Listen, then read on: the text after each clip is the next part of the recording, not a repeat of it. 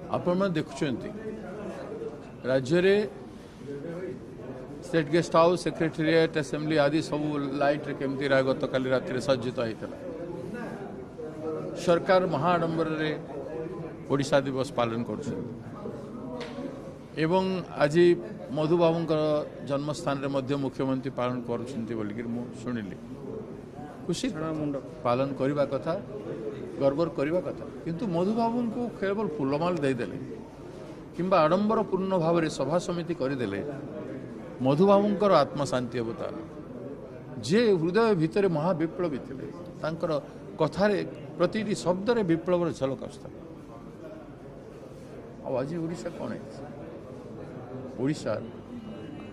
नदी बिक्री है खनि बिक्री है ओडिशार श्रमर मूल्य भी बिक्री है जंगल बिक्री है प्राकृतिक संपद बिक्री है।